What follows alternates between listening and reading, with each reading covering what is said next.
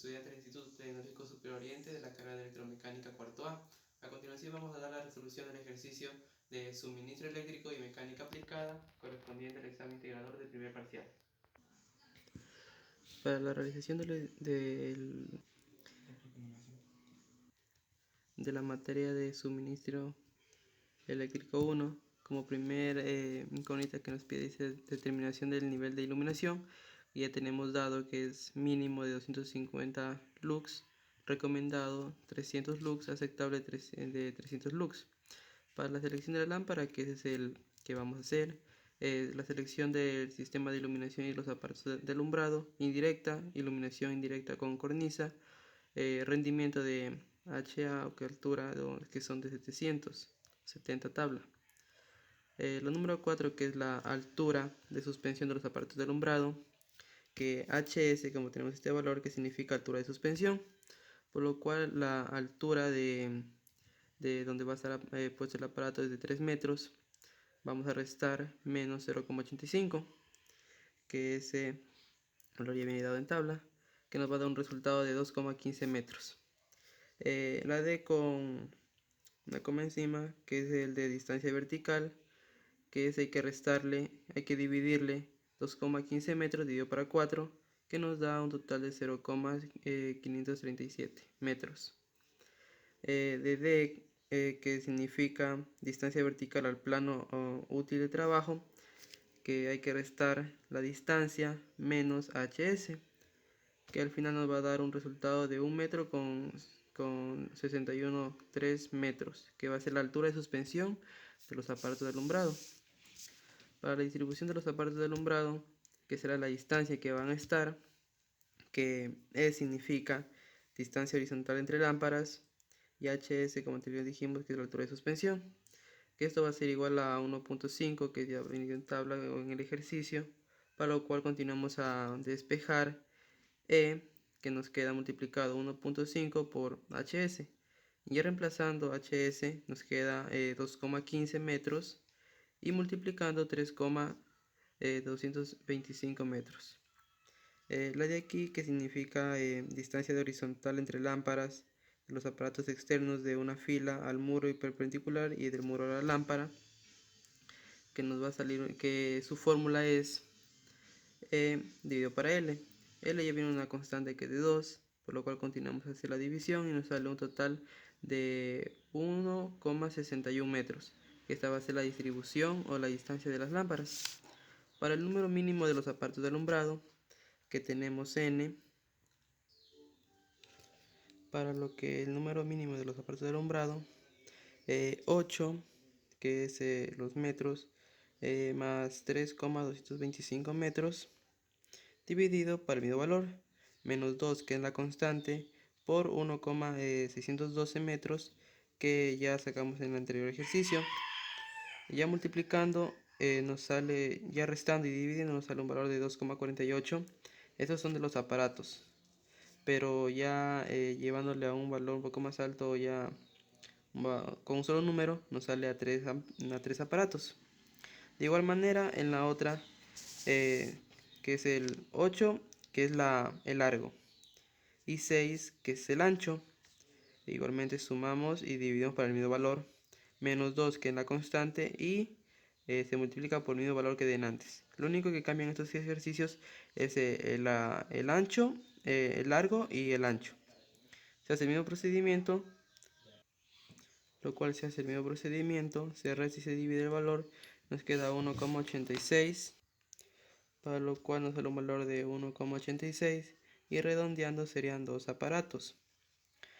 Por lo cual se multiplican los dos resultados y nos sale un valor, o sea, multiplicando sería 3 por 2 y nos saldría un valor de 6 aparatos.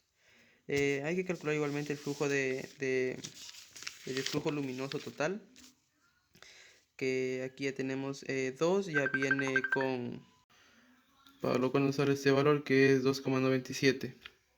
Y para sacar el siguiente valor del flujo total, esos valores ya vienen en tabulados, para lo cual nosotros pasamos ya a dividir para 1 y el resultado nos sale 0,0548. El punto número 8, que es distribución de un número definido y un aparato de alumbrado, que son 65 watts, que sería igual a 4750 lux. Para la fórmula, que es estos dos valores, pasamos a reemplazar, que sería el de abajo, los 4750 lux de aparatos, nos saldría un total de 114.000,5930. El número mínimo de aparatos, que es el valor, se divide el número que nos salió o resultado anterior con el 2, que es la constante, que nos sale para 57 luminarias. Que se pasan a reemplazar los siguientes valores aquí, que sería de 12 aparatos por 2, y este multiplicado por 4756 lúmenes, nos sale un total de 114.000 lúmenes. Una vez ya encontrado el valor de aquí, pasamos a reemplazar con esta fórmula de acá, que los 114.000 del resultado anterior por 0,054, que es que nos salió en la parte de arriba, y dividido para 48, que 48 sería casi las luminarias a utilizar, por 1,45. Haciendo ya los cálculos necesarios, nos sale con un lux de 62,94. Por consiguiente, comenzamos ya a ver la distribución de cómo quedarían las luminarias en el área, que son de 8 por 6 y por 3, que sería L, que sería el largo, que es de 8, y A sería el ancho, por lo cual se pasa a dividir básicamente L dividido para los números en ancho, que sería igualmente 8, o sea, un total de 1 metro. Y este valor lo dividimos para la constante, que es 2, que sale 0,50 metros.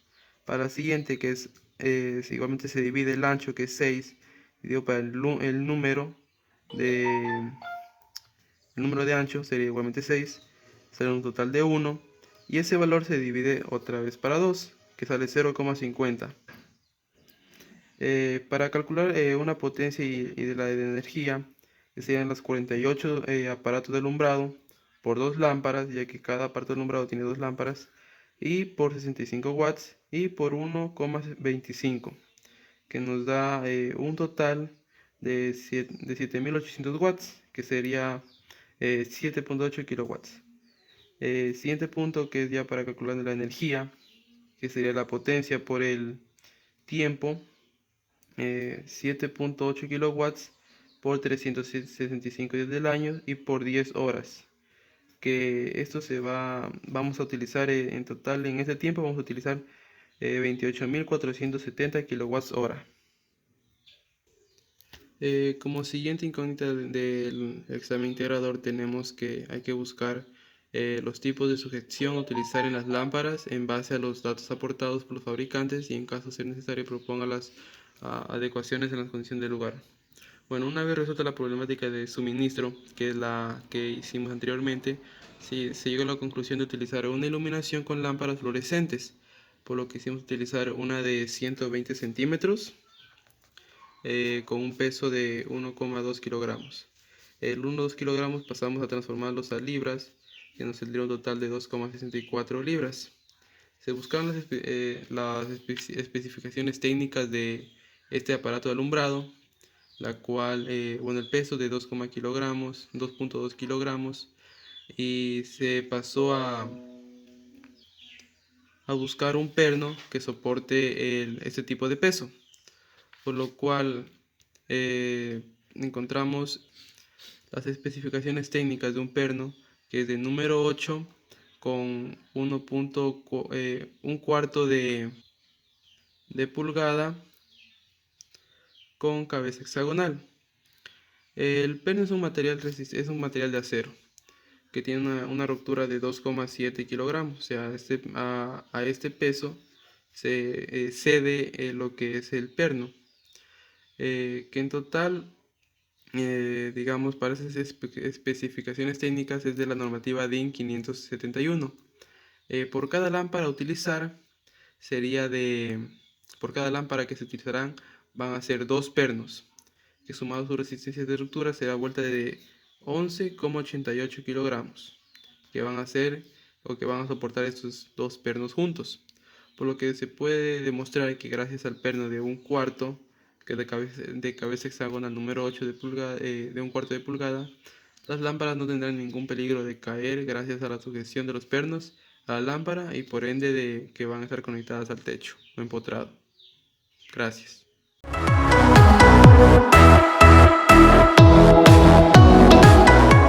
Buenas noches con todos, mi nombre es Kevin Maldonado, soy estudiante del Instituto Tecnológico Superior Oriente ITSU y a continuación voy a dar a conocer la resolución del examen integrador correspondiente al primer parcial. En este caso, el segundo literal que corresponde a la materia de máquinas eléctricas y también al sexto literal que corresponde a la materia de mecánica aplicada. Al 6, que corresponde a la materia de mecánica aplicada, nos dice lo siguiente: seleccione y justifique el tipo de rodamiento que utiliza la cinta transportadora. Y teniendo también en cuenta el rodamiento seleccionado, debemos justificar el eje que vamos a utilizar.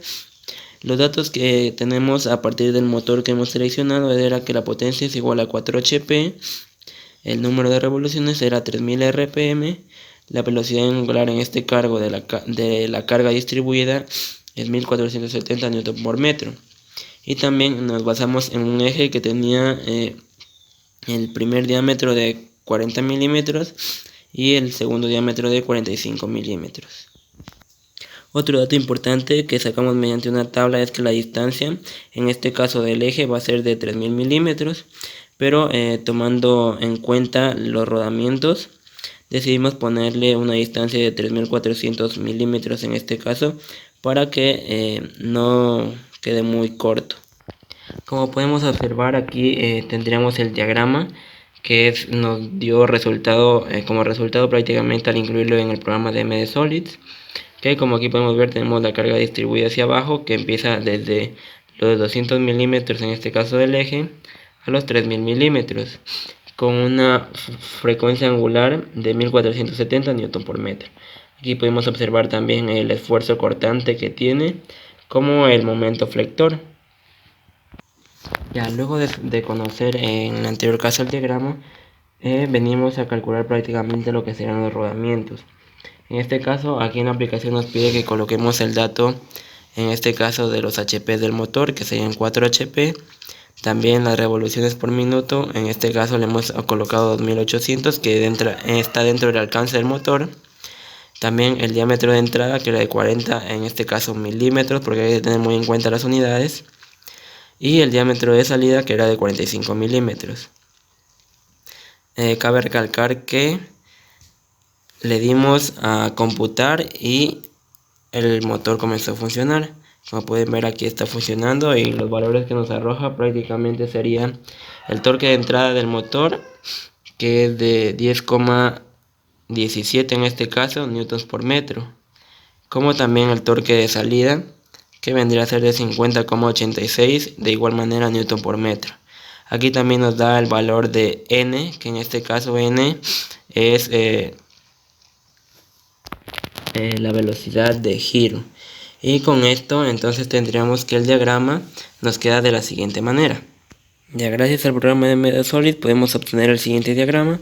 En este caso aquí podemos ver el torque de entrada, que sería del motor, que fue un dato que nos arrojó el programa. Aquí podemos ver la viga en la que se encuentra apoyada con sus respectivos diámetros, los dos rodamientos que vamos a utilizar. Aquí tenemos la carga distribuida, que era de 1470, el diámetro también, y como también el torque de salida, que nos dio 50,86 Newton por metro. Luego de esto, lo que debemos calcular prácticamente ya serían por último los rodamientos. En este caso, en el rodamiento A, lo que tenemos que calcular es C y CO, que vendrían a ser prácticamente la capacidad de carga dinámica y estática del rodamiento, que estos datos los encontramos en una tabla, y también los datos de P y P sub 0, que son la carga dinámica y carga equivalente estática del rodamiento. Bueno, procedemos a realizar acá que en este caso los puntos de AY y BY son los colocados también en base a los datos del rodamiento, que son de 4,55 kilonewtons. Entonces tenemos que AY es igual a la fuerza de rozamiento, que es igual al mismo valor de 4,55 kilonewtons. En este caso también nos pide el valor de FA, pero este valor en este caso no existiría, por lo que sería 0. Entonces tenemos la relación de FA sobre FR, que se dividiría prácticamente el valor de 0 entre 4,55, que nos daría 0. Esto debe ser menor o igual que 1.14. Si esta relación se cumple, entonces podemos decir que la fórmula de P en este caso sería la fuerza de rozamiento más 0,55 por FA. Como sabemos que no hay FA, entonces todo esto de aquí valdría 0 y nos quedaría en total el mismo valor de 4,55. Acá también tenemos en base a esta relación la fórmula para calcular PO, que vendría a ser igual a la fuerza de rozamiento más 0,52 por FA. En este caso, de igual manera como FA vale 0, nos quedaría el mismo valor debido a que los dos rodamientos son iguales. En este caso, esto se volvería a repetir este proceso con BY, pero como el valor del rodamiento son iguales de acuerdo a que va a ser una distribución estática, vendrá a dar los mismos valores, con los cuales ya podemos seleccionar el eje en la tabla. Hay que tener en cuenta que el rodamiento se elige de acuerdo a su diámetro interior, en este caso eran 45 milímetros, por lo que al seleccionar el eje debemos tomar en cuenta estos datos. En este caso, como los valores que tenemos en el ejercicio son demasiado bajos y los rodamientos aquí en este caso son muy altos, tendríamos que elegir uno de 45 milímetros, pero en este caso debería ser el más bajo. Por esa razón hemos elegido el primerito, que el cual sería un modelo de NU 1009 SP-PH, que sería el que vamos a utilizar en este caso. De aquí podemos darnos cuenta también en la tabla que nos da el valor que habíamos mencionado anteriormente de C y C sub 0, que vendrían a ser el valor de 44.6 kilonewtons en C y el valor de 52 kilonewtons en CO. Entonces ya tendríamos prácticamente las capacidades de carga estática y dinámica como la carga estática y dinámica del rodamiento. Entonces esto de aquí debemos hacer que se cumpla la siguiente función, en que C es mayor que P y CO es mayor que PO. En este caso vamos a proceder a realizar la relación y vendría a ser que C en este caso era 44,6, vendría a ser mayor que P, que es los 4,55 kilonewtons. Entonces tenemos que esta relación sí nos cumple, al igual que la de acá, que vendría a ser CO, que es 52 kilonewtons, mayor que 4,55. Al momento en que esta relación se cumple, podemos decir que nuestros rodamientos van a resistir, en este caso, a los materiales a los que se encuentran trabajando. Luego de la selección de los rodamientos también procedemos a calcular su vida nominal, en este caso con la siguiente fórmula, que vendría a ser AL10, que es igual a C por P, y todo esto elevado a P minúscula, que en este caso P minúscula va a ser igual a 3 debido a que el rodamiento es de bolas en este caso.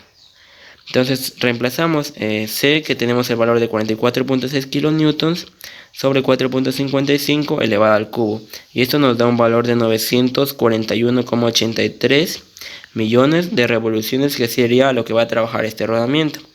De igual forma procedemos a calcular la vida nominal, pero en este caso en horas. Entonces tenemos que L sub 10 H es igual a 10 a la sexta dividido entre 60 por N, que era un valor que nos daban en el programa de MDSolid, que era de 560, por L10.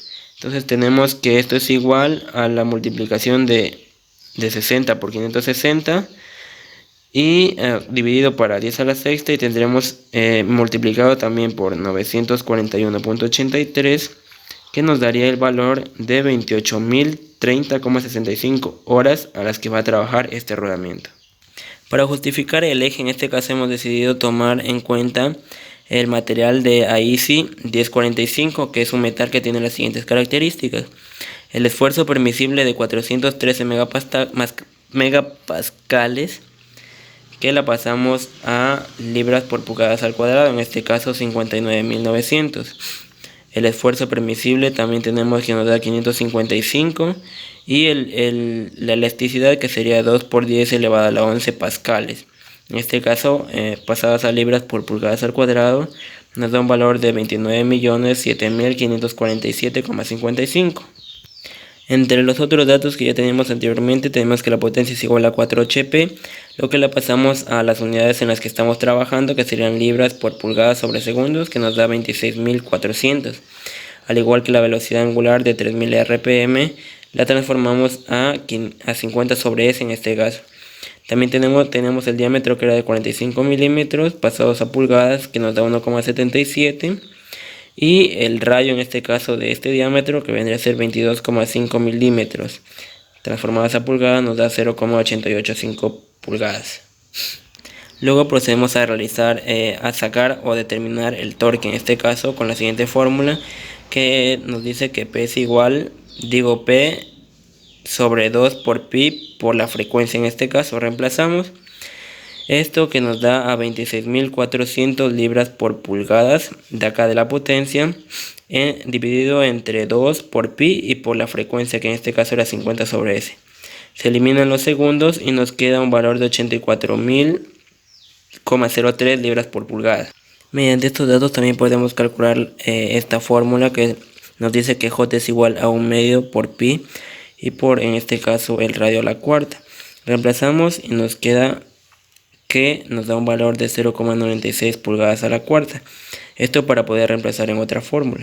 Aquí podemos observar un pequeño esquema del eje. En este caso, esta parte de aquí tiene un diámetro de 3,14 pulgadas y el de aquí, como ya sabíamos, era de 45 milímetros, pero en este caso en pulgadas nos da un valor de 1,77 pulgadas. Y en este caso también el radio de esta parte de aquí nos da que es de 9 sobre 16 pulgadas. Conociendo esto, podemos reemplazar aquí en las fórmulas para obtener las dimensiones. En este caso tenemos que el radio se divide entre el diámetro, en este caso, y obtenemos un valor de 0,32, que ya vamos a ver para qué se va a utilizar. Al igual que acá, que es el diámetro mayor, en este caso 3,14, dividido por el diámetro menor, que era de 1,77 pulgadas, que nos da en este caso un valor de 1,92. Aquí podemos observar mejor los diagramas en este caso, y mediante esta tabla podemos determinar el valor de K. ¿Por qué? En este caso el valor que nos dio de 0,32 y en relación con el de 1,92, que como podemos observar empezaría prácticamente por aquí, y en este caso estaría la parte de acá en esta flecha de acá, por lo que al momento de que se choquen estas dos nos va a dar que K es un valor de 1,25, y el valor de 1,25 nos serviría prácticamente para determinar el par de torsión, que ya sería lo último, que nos dice que el esfuerzo coordinante máximo es igual a la K por el torque por el diámetro menor, por el radio, perdón, sobre J. Entonces, reemplazando esta fórmula, o prácticamente despejando sería para sacar el torque, nos queda que la fórmula es igual al esfuerzo cortante por pi por el radio al cubo sobre 2 por K. Reemplazando todo esto con los valores ya obtenidos, nos da el resultado de 52.175.099, en este caso libras por pulgadas. Ya obtenido este valor, prácticamente quiere decir que nuestro eje está bien diseñado y los rodamientos de igual forma, de acuerdo a todos los datos dados, por lo que se puede implementar tranquilamente en la banda transportadora. En el segundo literal de lo que es el examen integrador nos dice realizar la selección de los motores para la cinta transportadora. En este caso los únicos datos que nos da el ejercicio es los 150 kilogramos que tiene que resistir la banda, el diámetro de 5 metros que hemos escogido nosotros, de acuerdo a las dimensiones que tiene el lugar. En este caso eran 8 por 6 y por 3 metros. Y esto lo transformamos a pulgadas para poder incluir en las fórmulas. Y por último, el último dato que nos da es la velocidad de 2 metros por segundo. Ya, en primero tenemos que encontrar la fuerza para poder utilizar en la fórmula para encontrar el torque. Entonces tenemos que la fuerza es igual a la masa por la gravedad. La masa que ya tenemos, que era 150 kilogramos, por 9.81 metros por segundo, que es la gravedad. Entonces nos da un total de 1471.5 newtons. Y Ya esta fuerza es transformada a libras-fuerza para poder calcular acá en la fórmula de torque. Entonces simplemente reemplazamos el valor de fuerza que ya teníamos, que era de 330.82 libras-fuerzas, por los 196,85 pulgadas que era del diámetro. Entonces reemplazando esto nos da un valor de 65.121,92 libras por pie. Con los datos ya dados anteriormente podemos calcular también la potencia. En este caso la potencia es igual a la fuerza por la velocidad. En este caso teníamos que la fuerza era de 1470 newtons por la velocidad que era 2 metros por segundo, que nos da una potencia de 2940 watts. Esto transformado a HP nos da un valor de 3,94 HP, que redondeándole prácticamente sería 4 HP para poder hacer la selección del motor. Como podemos observar aquí, este es el motor que se ha elegido. A continuación se mencionarán las características que tiene. Aquí podemos observar algunas de las descripciones de este motor. Como tenemos que es un tipo de motor asíncrono de 3 fases. También tenemos los colores que existen, los polacos, la temperatura, el par nominal. Por acá también tenemos la potencia de salida, que es de 0.55 kW hasta 315 kW. La frecuencia en este caso de 50 a 60 Hz a 100 Hz. La certificación, el voltaje en corriente alterna, el uso de estos motores, también la velocidad, que en este caso es 125 RPM a 3000 RPM. Y eso sería todo en cuanto a esta parte del ejercicio.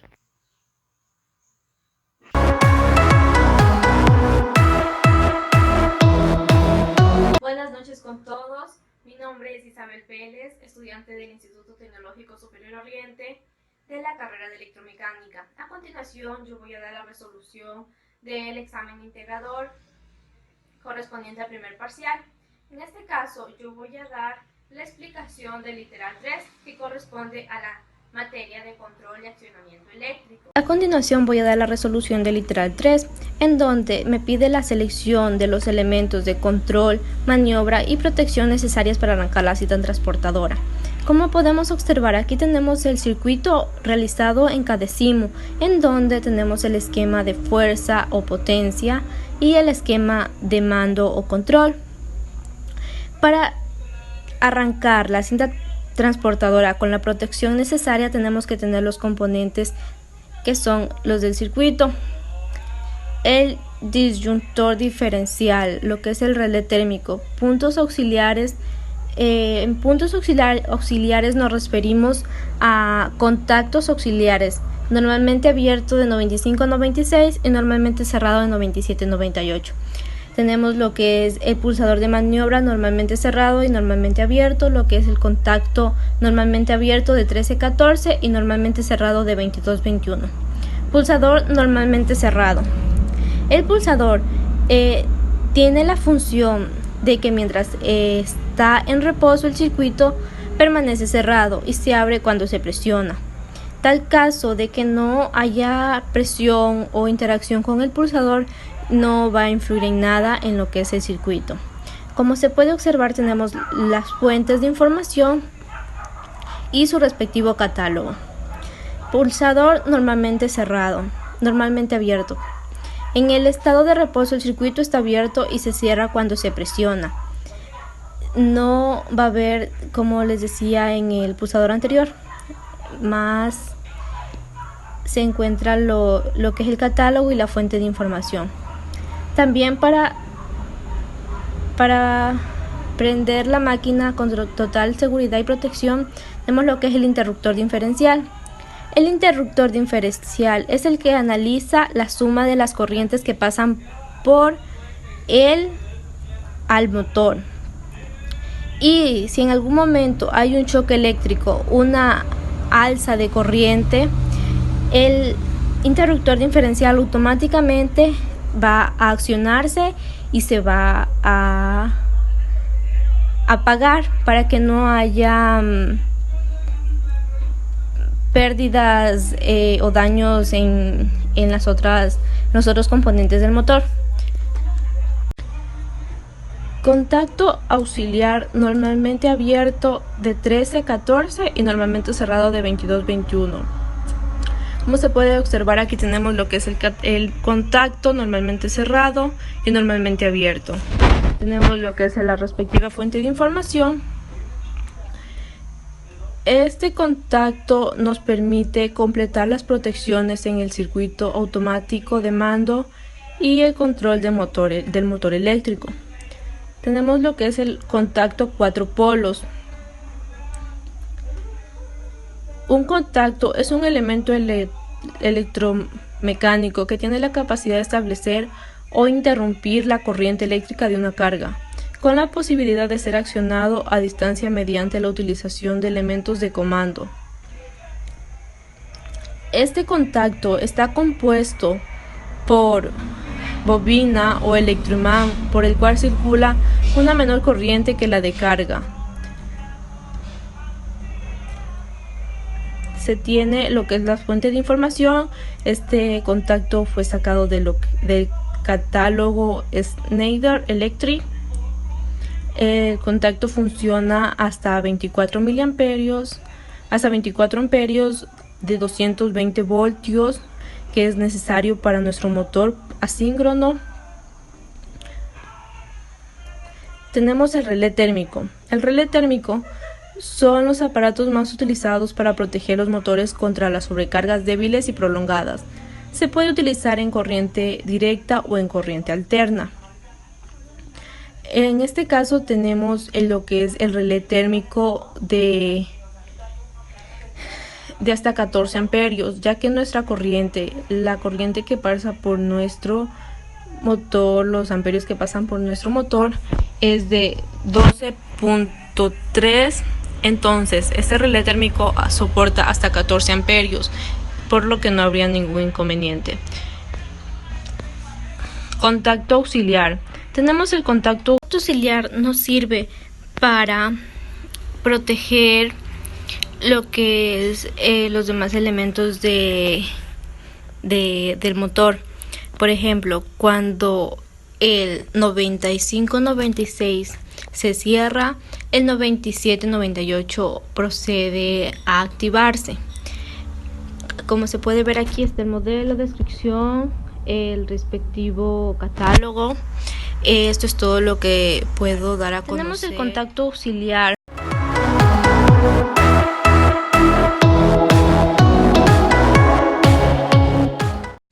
Buenas tardes con todos. Mi nombre es Jason Sarango y voy a dar resolución al literal 5 del examen integrador. Como el enunciado nos dice, es un arranque directo de un motor trifásico. El literal dice realizar el siguiente circuito y los cálculos de lo que sería el esquema eléctrico. Entonces tenemos un esquema de fuerza o potencia que vendría a estar conformado por la línea de las tres fases, nuestro disyuntor, nuestro contactor y un relé térmico. Y en todo caso aquí tenemos nuestro motor. En el esquema de mando control está conformado por lo que es el disyuntor, que vendría a ser Q2. Recordemos que tenemos que poner la respectiva numeración, si no, no va a salir. Tenemos nuestro disyuntor, tenemos nuestros contactos auxiliares de lo que es nuestro relé térmico 95-96, que está aquí en la parte de aquí, y nuestro 97-98 en paralelo. Continuando al lado izquierdo en serie, tenemos nuestro pulsador de paro, que viene a hacer un contacto normalmente cerrado 11 y 12, que el momento de que pasa la energía por aquí va a venir a nuestro pulsador de marcha, el cual accionándolo nos va a dar lo que es un enclavamiento con nuestro contacto auxiliar de KM1, para lo que tenemos una luz verde en el caso del arranque y va a dar energizar nuestra bobina. También tenemos acá lo que es un contacto normalmente cerrado 11 y 12 para lo que sería el foco de color rojo, para lo que es el paro. Tenemos también, por si es que hay algún tipo de sobrecarga, la luz piloto amarillo, la cual va a estar en relación a la descarga que va a tener correlación con nuestro relé térmico. Entonces, eso en cuanto a los esquemas de fuerza potencia y mando control. vamos a lo que son los sistemas de carga. Los sistemas de carga en este tipo son lo que es nuestro motor, las cargas de las lámparas, y tenemos la intensidad de nuestro motor, la carga, la distancia, la velocidad que nos da nuestro enunciado. Lo que dividimos aquí es distancia para velocidad, y tenemos nuestra variable de lo que es el tiempo. Tenemos acá nuestra Q2, que es la carga del motor, nuestra intensidad por el tiempo, QM 5,21 menos 2,56 segundos. Tenemos la carga de nuestro motor 13,025, 0,2 segundos. Las lámparas, en este caso va a tener la variable nos da el enunciado 70 vatios. Tenemos nuestro voltaje de 230 voltios. Lo que hacemos es dividir la potencia para el voltaje y nos va a dar nuestra intensidad, que es 0,80 amperios. En el caso de las lámparas son 48 tubos fluorescentes. La variable del tiempo va a estar encendido 8 pm, 12 pm, estas dos son restadas, y nuestra otra variable en el lado de acá tenemos 1 pm menos 5 pm, estas dos van a ser multiplicadas. Tenemos nuestro tiempo de 28.800 segundos, nuestra intensidad de 0,304 amperes, y nuestra la carga de la lámpara va a ser igual a la intensidad por el tiempo. Tenemos lo que son los 0,30 segundos por los 2.800 segundos, nos va a dar un valor de carga de luminaria de 8.765 cada hora. Esto es en cuanto a la respuesta del literal 5. Muchísimas gracias.